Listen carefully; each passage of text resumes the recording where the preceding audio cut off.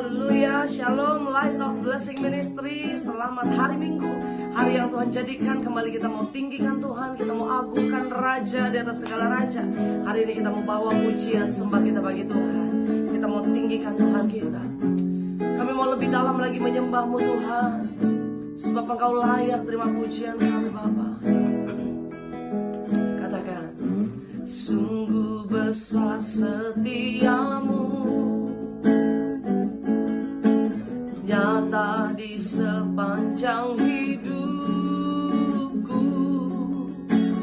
Darah-Mu telah layakkan kehidupanku. Amin. Tiada kata yang bisa lukiskan indahnya Kau Tuhan. Bagimu segala pujian dan kemuliaan. Oh, ku tinggikan Engkau Tuhan, melebihi segalanya. Lebih dalam ku menyembah, dalam roh dan kebenaran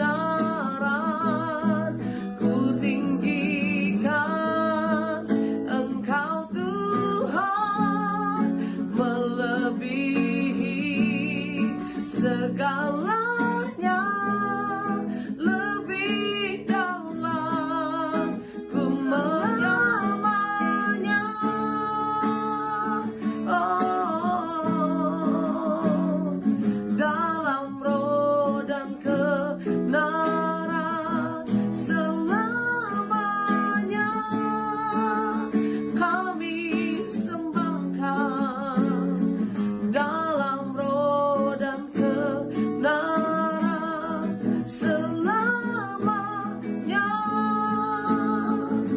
Haleluya, kami tinggikan Engkau selama-lamanya.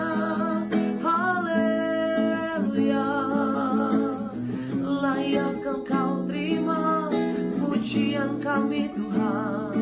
Haleluya, kami bersyukur. Kami sembah, kami tinggikan Raja di atas segala raja. Dan kami mau lebih dalam lagi menyembah-Mu Tuhan. Terima kasih Tuhan. Lawat setiap pribadi lepas pribadi. Kami percaya Tuhan, kami alami kemenangan, kami terima mujizat, kami terima berkat Tuhan. Kami buka ibadah minggu hari ini di dalam nama Tuhan Yesus. Kami berdoa, haleluya, amin, haleluya, amin. Puji Tuhan, mari siapkan hati kita. Kita memuji Tuhan, kita percaya Allah yang kita sembah, Allah yang hebat. Dia yang berkuasa di bumi dan di surga. Sama-sama kita memuji Tuhan. Berkuasa di bumi di surga, bertahta dalam kemuliaan. Dialah Tuhan Allah kita, namanya berkuasa, pembebas umatnya. Betapa hebat, betapa kuat, dahsyatnya Allah kita. Dia percaya atas semua perbuatannya. Betapa hebat, betapa kuat, dahsyatnya Allah kita. Dia ternama Yesus, Raja segala raja, Tuhan Allah kita. Amin. Dia Tuhan Allah kita yang hebat.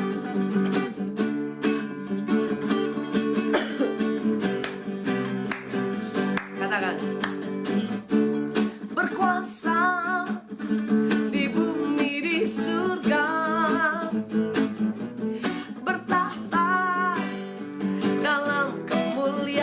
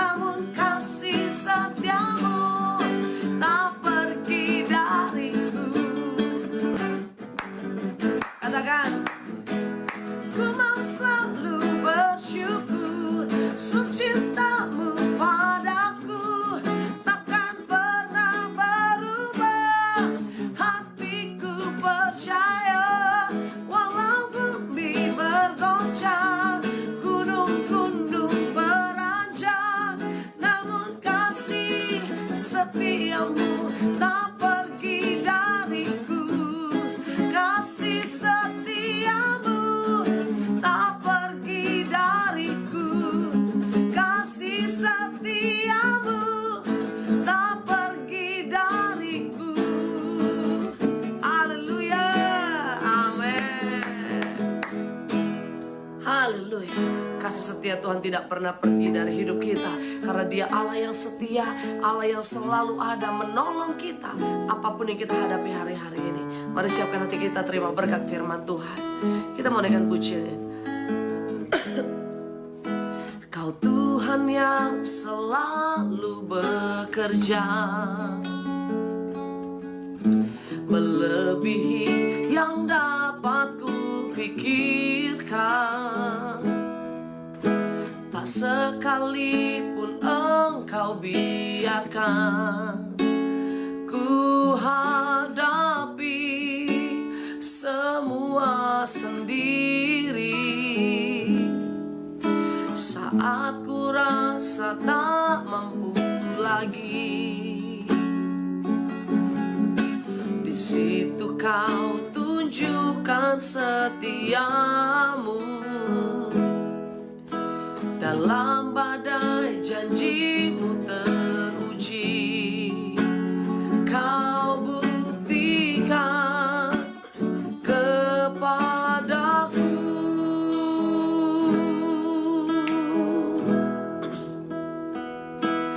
Kau Tuhan yang menolongku di masa lalu, Kau juga yang menolongku saat ini dan untuk selamanya. Kau Tuhan yang sama, selalu setia untuk menolongku. Katakan pujian ini. Saat ku rasa tak mampu lagi,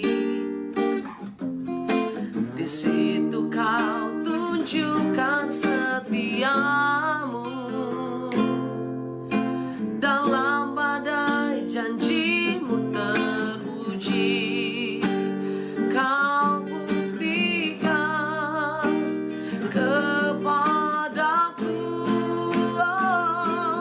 Kau Tuhan yang menolongku di masa lalu, Kau juga yang menolongku saat ini dan untuk selamanya. Kau Tuhan yang sama, selalu setia untuk menolongku. Dengan iman kami nyatakan, Kau Tuhan yang menolongku di masa lalu, Kau juga yang menolongku saat ini dan untuk selamanya. Kau Tuhan yang sama, selalu setia untuk menolongku dan untuk selamanya. Kau Tuhan yang sama, selalu setia untuk menolongku. Engkau Tuhan yang sama, Engkau Tuhan yang setia, yang dulu pernah tolong kami, yang hari ini pasti tolong kami, bahkan untuk selama-lamanya. Jaminan kepastian pertolongan Tuhan itu ada buat kami. Bapak terima kasih Tuhan. Kami bersyukur, kami siapkan hati kami terima firman Tuhan di dalam nama Yesus. Kami berdoa, haleluya. Amin, haleluya. Amin. Puji nama Tuhan. Bapak Ibu Saudara yang dikasih Tuhan, Dia Tuhan yang setia menolong kita. Dulu Dia setia, hari ini Dia setia, bahkan untuk selama-lamanya Dia setia. Haleluya, shalom, saudara yang dikasihi Tuhan, Bapak Ibu jemaat dari Light of Blessing Ministry. Kita percaya bahwa hari ini kita boleh bersuka cita, kita sudah memuji Tuhan. Saatnya kita mau terima berkat firman Tuhan, kita mau diberkati Tuhan. Kita buka dalam 1 Samuel pasal ke-21, 1 Samuel pasal 21 ayat 10. Nanti kita lanjutkan pasal berikutnya, saudara. 1 Samuel 21 ayat yang ke-10, judul perikopnya adalah Daud di Gat. Kemudian bersiaplah Daud dan larilah ia pada hari itu juga dari Saul. Sampailah ia kepada Akis, raja kota Gat. Pegawai-pegawai Akis berkata kepada tuannya, bukankah ini Daud raja negeri itu? Bukankah tentang dia orang-orang menyanyi berbalas-balasan sambil menari-nari demikian? Saul mengalahkan beribu-ribu musuh, tetapi Daud berlaksa-laksa. Ayat 12. Daud memperhatikan perkataan itu dan dia menjadi takut sekali kepada Akis raja kota Gat itu.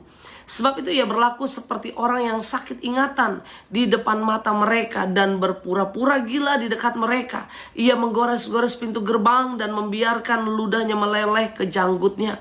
Lalu berkatalah Akis kepada para pegawainya, tidakkah kamu lihat bahwa orang itu gila? Mengapa kamu membawa dia kepadaku? Kekurangan orang gilakah aku?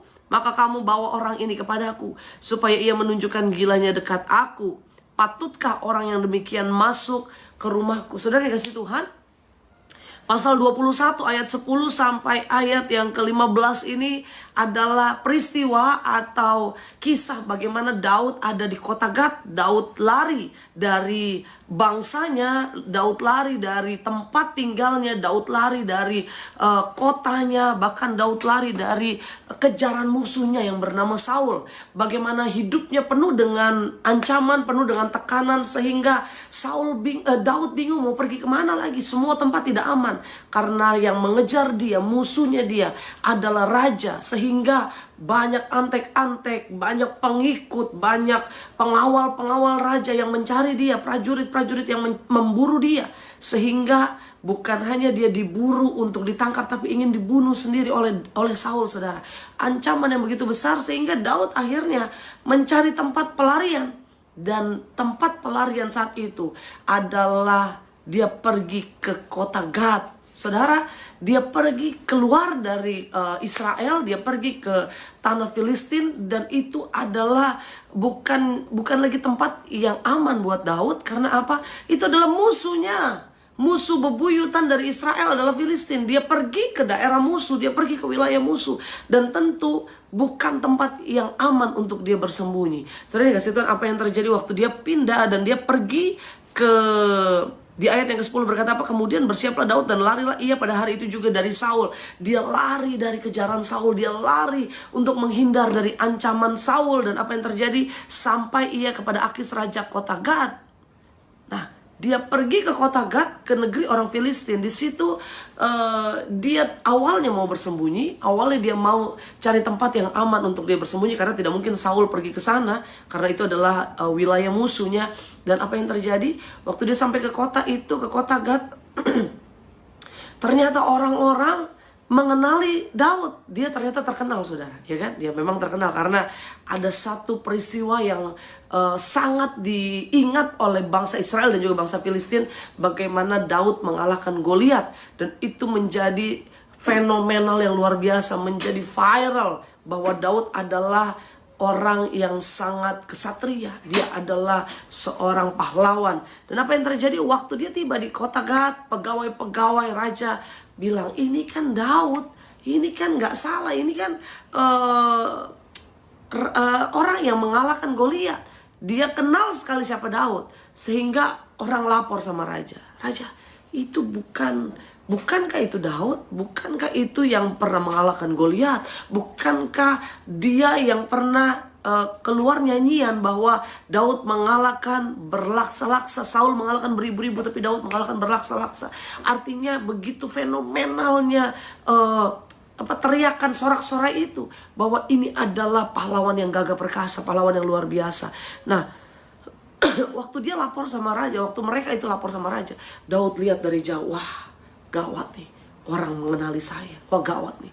Raja akan membunuh saya, menangkap saya. Bahkan bukan hanya itu, semakin berat tekanan yang akan dia terima. Dan apa yang terjadi saudara? Waktu Daud melihat apa yang dikatakan oleh pegawai-pegawai raja itu, dia mulai takut. Dikatakan dalam firman Tuhan, Daud takut. Dan Daud gak punya cara. Kalau dia mau kabur, mau lari, rasanya juga situasinya kurang memungkinkan saat itu. Karena mereka jaraknya berdekatan. Dan apa yang terjadi waktu situasi itu datang, Daud mengambil sikap untuk berpura-pura gila. Berpura-pura menjadi orang stres. Akhirnya actingnya berhasil saudara. Ya kan, actingnya berhasil. Waktu dia main drama jadi orang gila, dia menggores-goreskan apa dikatakan dalam firman Tuhan, bahkan ia menggores-goreskan pintu gerbang dan membiarkan ludahnya meleleh ke janggutnya. Dia seperti orang stres, orang gila saudara. Dan it works, itu berhasil. Apa yang terjadi? Raja bilang, emangnya kita kekurangan orang gila? Kamu gak lihat nih, gila nih, ini bukan Daud. Dari mananya Daud? Dan apa yang terjadi saudara? Bahwa raja tidak percaya bahwa itu adalah Daud. Nah, saudara dikasih Tuhan, kita baca di pasal berikutnya, pasal 22. Setelah peristiwa ini, Daud kemana? Judul dari perikop 22, Daud di Gua Adulam. Ternyata di Gad dia berhasil acting, dia bisa lari dari kejaran, dari ancaman. Dia pergi, lalu Daud pergi, pasal 22. Lalu Daud pergi dari sana, dari mana? Dari Gad, dan melarikan diri ke Gua Adulam. Ketika situasinya mungkin sudah aman, dia bisa kabur, dia bisa lari. Dia pergi ke Gua Adulam. Ketika saudara-saudaranya dan seluruh keluarganya mendengar hal itu, pergilah mereka ke sana mendapatkan dia. Berhimpunlah juga kepadanya. Nah, sampai di sini dulu saudara. Dia stres, dia ada dalam keadaan depresi.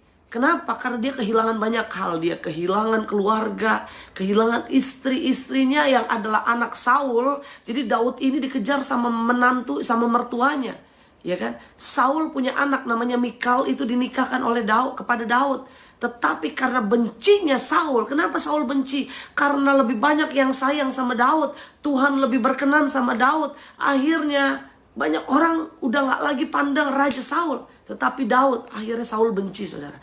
Karena kebencian itulah, karena iri hati itulah membuat Saul dendam terhadap Daud. Dan akhirnya anaknya yang tadinya adalah istri Daud diambil kembali oleh ayahnya, oleh Saul saudara. Daud kehilangan istri. Daud bukan hanya kehilangan istri, Daud kehilangan anak yang namanya Absalom yang juga mengejar-ngejar dia sebagai musuhnya.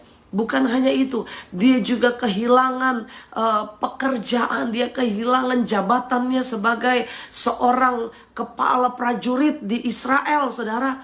Betapa tidak dia kehilangan banyak hal. Dia kehilangan juga sahabat yang bernama Yonatan, yang juga adalah iparnya. Saudara dikasih Tuhan, begitu banyak tekanan demi tekanan.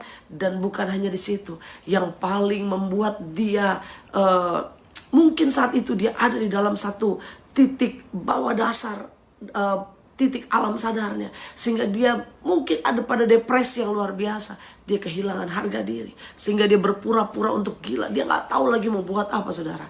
Tetapi dia pergi ke Gua Adulam. Di gua itulah dia mau menyepi, dia mau menyendiri, dia mau menghilangkan stres, dia mau mungkin healing istilah sekarang saudara.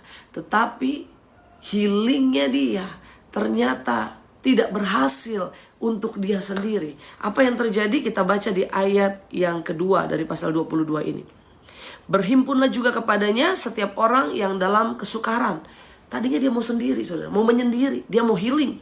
Tetapi waktu dia ada di situ, dia lagi stres, dia lagi depresi, datanglah orang-orang kepadanya, setiap orang yang dalam kesukaran, setiap orang yang dikejar-kejar tukang piutang, setiap orang yang sakit hati. Ada orang yang sukar, ada orang yang berhutang, ada orang yang sakit hati, orang-orang stres. Maka ia menjadi pemimpin mereka.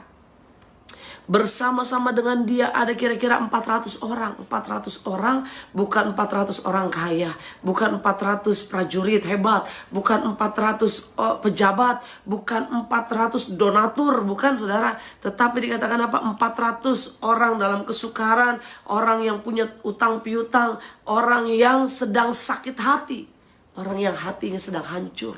sedang ada masalah persoalan yang berat. Mereka datang nambahin masalahnya Daud, saudara. Keluarlah 401 orang stres begitu ya. Tetapi ayat ini berkata apa?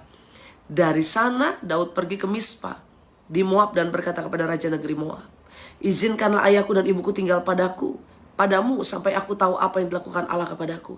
Lalu diantarkannyalah mereka kepada raja negeri Moab, dan mereka tinggal bersama dia selama Daud ada di kubu gunung. Saudara kasih Tuhan, kisah ini pada akhirnya nanti adalah kisah yang happy ending. Karena dari 400 orang stres masuk sama-sama dengan Daud ke Gua Adulam, mereka tidak bertambah stres, mereka tidak bertambah kacau, mereka tidak bertambah gila. Tetapi 400 orang ini keluar sebagai prajurit yang gagah perkasa, yang percaya Tuhan kita hebat. Katakan haleluya, haleluya. Saudara, waktu Daud ada di Gua Adulam, Gua Adulam itu apa sih? Gua Adulam itu adalah tempat restorasi, tempat pemulihan, tempat di mana Tuhan sanggup mengubah kehidupan orang yang stres, orang yang putus asa, orang yang dalam kesukaran, sakit hati. Tuhan sanggup mengubah tempat itu menjadi tempat yang luar biasa, tempat pemulihan. Orang-orang yang ada di situ menjadi orang-orang yang hebat, orang-orang yang berkualitas. Nah, saat Daud sendirian, Daud gak berdaya, Daud lagi gak punya apa-apa. Daud bukannya datang orang yang bisa nolong dia, yang bisa kasih masukan baik buat dia, orang-orang yang bisa membangkitkan imannya dia, tetapi malah orang-orang yang bermasalah semuanya, orang-orang yang penuh dengan masalah kehidupan dalam kehidupan mereka pribadi. Nah, yang menarik di dalam di antara 400 orang di dalam Gua Adulam ini, ternyata kemudian mereka menjadi tentara pertama-tamanya Daud. Tentara-tentara pertamanya Daud. Di antara 400 orang ini ada 30 jenderal Daud yang sangat terkenal. Mereka adalah 30 orang jenderal yang gagah perkasa. Bahkan di antaranya ini 3 orang paling tangguh. Dari 400 terpilih 30 jenderal gagah perkasa. Dan dari 30 ini ada 3 jenderal yang paling tangguh, saudara. Dan jenderal ini luar biasa. Waktu jenderal ini maju berperang, ratusan ribuan musuh Daud mati, habis, saudara. Akhirnya kita ada pada kesimpulan bahwa orang yang tadinya stres, yang datang dengan putus asa, mungkin banyak yang mau bunuh diri ada di situ. Tetapi waktu mereka ada di tempat pemulihan, di tempat restorasi, maka Tuhan sanggup mengubah hal yang buruk menjadi hal yang luar biasa. Yang bersyukur katakan amin, haleluya. Nah, saudara, kita mau belajar hari ini. Orang yang mungkin punya masa lalu buruk, punya masa lalu kelam, punya masa lalu hancur, mampu gak Tuhan ubahkan memiliki masa depan yang luar biasa, memiliki masa depan yang gilang gemilang. Nah, kita mau belajar bahwa hari ini, kenapa orang-orang yang sebetulnya masa depannya suram, kelihatannya gak ada harapan buat dia, tetapi ketika mereka bertemu dengan Daud, mereka diubahkan Tuhan. Bukan hanya ketemu Daud saat itu, saya percaya mereka ketemu Tuhan juga di situ. Daud datang ke gua itu bukan sebagai raja yang besar, bukan sebagai prajurit yang hebat. Daud datang ke situ sebagai orang stres. Daud datang sebagai buronan. Dia datang lihat 400 orang, lah sama aja, kacau juga, sama seperti saya kacau. Tetapi Daud tidak berhenti di situ. Daud tidak menyerah di situ. Daud bangkit, sehingga bangkitnya Daud bisa membangkitkan 400 orang yang ada di situ. Yang percaya katakan amin. Amin. Seorang Daud yang mau bangkit mampu membangkitkan 400 orang stres juga yang ada di situ. Hari ini satu orang saya sanggup membangkitkan banyak orang di sekeliling saya. Dan itu yang menjadi kebanggaan kita sebagai anak-anak Tuhan. Roh yang di dalam kita lebih besar. Roh yang ada di dalam hidup kita lebih besar dari roh yang ada dalam dunia ini. Sehingga kita bisa bangkit, kita bisa maju. Orang-orang di sekitar kita juga akan bangkit. Haleluya. Ya, saudara, Daud menderita di Gua Adulam. Tetapi penderitaan Daud tidak pernah sia-sia. Daud Tuhan bikin menderita supaya Daud pergi akhirnya ke Gua Adulam. Dan dia bisa membuat orang diubahkan Tuhan di sana. Kalau hari ini saudara bilang, kenapa sih Tuhan izinkan masalah ini? Ada maksud Tuhan. Lewat masalahmu Tuhan membentuk hidupmu. Tuhan membentuk orang-orang sekelilingmu. Tuhan mau engkau jadi kesaksian. Dan banyak orang diselamatkan lewat kehidupan kita. Yang mau katakan amin. Kenapa Tuhan izinkan penderitaan itu dalam hidup kita? Karena ada janji Tuhan yang tidak bisa diakses atau kita capai hanya dengan doa. Tetapi ada janji Tuhan yang bisa diwujudkan itu lewat penderitaan kita. Janji Tuhan digenapi, itu aksesnya, jalannya hanya lewat masalah yang kita hadapi. Nah saudara yang kasih Tuhan, kalau kita tahu bahwa penderitaan itu adalah alat yang Tuhan izinkan. Masalah itu adalah alat yang Tuhan izinkan. Persoalan itu adalah alat yang Tuhan pakai. Untuk kita lihat kebaikan Tuhan. Untuk kita lihat mujizat Tuhan. Jangan komplain ketika kita ada masalah. Jangan komplain ketika kita hadapi persoalan dan bilang, mana Tuhan? Mana Tuhan? Saya udah melayani Tuhan tapi masalah banyak. Saya udah melayani Tuhan tapi kok doa saya belum dijawab. Jangan saudara. Tapi waktu kita hadapi penderitaan, kita bilang, Tuhan, kalau lewat penderitaan ini, saya akan lihat mujizat. Saya mau terima penderitaan ini. Saya akan jalani ini, Tuhan. Nah, ini saudara. Nah, kita mau belajar hari ini. Kenapa sih Tuhan izinkan penderitaan dalam hidup kita? Kenapa Tuhan izinkan Daud dikejar-kejar Saul? Kan bisa aja dong Daud berkenan di hatinya Tuhan kok. Bisa aja Tuhan halau Saul, Tuhan ambil nyawanya Saul saat itu juga. Supaya Daud aman. Musuh terbesarnya Saul. Karena Saul jadi musuhnya, akhirnya dia kehilangan banyak hal. Tadi kita sudah belajar, dia kehilangan istri, kehilangan sahabat, kehilangan pekerjaan, kehilangan keluarga, kehilangan harga dirinya. Berapa kali dia mau dibunuh, tetapi Tuhan selamatkan, Tuhan selamatkan, Tuhan selamatkan. Kenapa Tuhan gak bunuh Saul aja langsung? Kenapa sih Tuhan izinkan penderitaan? Pertanyaan ini juga ada di benak saudara. Kenapa sih musuh saya yang besar ini Tuhan gak ambil aja? Mertua saya, ya kan? Enggak saudara. Tuhan izinkan mertua kita ada untuk memproses kita, melewati penderitaan. Ada berkat besar menanti kita. Nah, yang kita mau belajar, apa maksud Tuhan mengizinkan penderitaan dalam hidup kita? Yang pertama, Tuhan izinkan penderitaan dalam hidup kita supaya kita semakin dekat sama Tuhan. Nah, ada kalanya kalau keadaan baik-baik aja, kita nggak hadapi masalah, kita nggak hadapi persoalan, kita nggak dekat sama Tuhan, saudara. Kita nggak punya jam doa, kita nggak cari wajahnya Tuhan, kita nggak andelin Tuhan. Nah, kalau ada penderitaan, yang pertama, maksud tujuan Tuhan. Tuhan izinkan penderitaan, Tuhan izinkan masalah itu ada dalam hidup kita. Yang pertama, karena Tuhan mau kita mendekat sama Tuhan. Jadi penderitaan itu diizinkan Tuhan supaya kita semakin mendekat dengan Tuhan. Nah, saudara kasih Tuhan, kenapa sih Tuhan izinkan Yunus ada di mulut ikan, ada di perut ikan, saudara? Karena Tuhan mau Yusuf semakin dekat dengan Tuhan. Yang kedua, apa maksud Tuhan mengizinkan penderitaan dalam hidup kita? Yang kedua, untuk memperbesar kapasitas hati kita. Untuk memperbesar kapasitas hati. Yang tadinya hati kita, kalau keadaan baik-baik saja, hati kita ya normal-normal saja. Tapi waktu ada masalah, disitulah kapasitas hati kita dibentuk. Apakah kita mau jadi orang yang bersungut-sungut? Apakah kita mau jadi orang yang ngomel-ngomel? Atau kita mau jadi orang yang bersyukur? Kapasitas hati kita dibentuk Tuhan, diperbesar oleh Tuhan. Sehingga waktu tantangan ada, oh iya saya harus bersyukur. Waktu masalah ada, oh iya saya percaya ada mujizat yang Tuhan siapkan. Kapasitas hati kita dibentuk oleh Tuhan. Supaya kita menjadi orang-orang yang siap menerima janji-janji Tuhan. Yang ketiga, apa maksud Tuhan mengizinkan penderitaan hidup kita? Yang pertama, supaya kita makin dekat dengan Tuhan. Yang kedua, supaya karena Tuhan mau memperbesar kapasitas hati kita. Yang ketiga, Tuhan izinkan penderitaan untuk memperbesar kekuatan kita. Ya kan? Biasanya kalau kita nge-gym itu kalau bebannya awal-awal itu kita paling bawa beban 3 kilo, udah berat. Nah, setelah latihan 3 kilo ini udah biasa. Dulu kita ngangkat kayaknya capek gitu ya, berat. Tapi karena kita terbiasa, jadi udah nggak ada enaknya lagi, saudara. Nggak ada challenge-nya lagi, nggak ada tantangannya lagi. Kita tambah 5 kilo, ya kan? Waduh, kita makin kuat, otot kita makin kuat. 5 kilo udah sering kita angkat, biasa lagi. Wah, kita naikin lagi 7 kilo.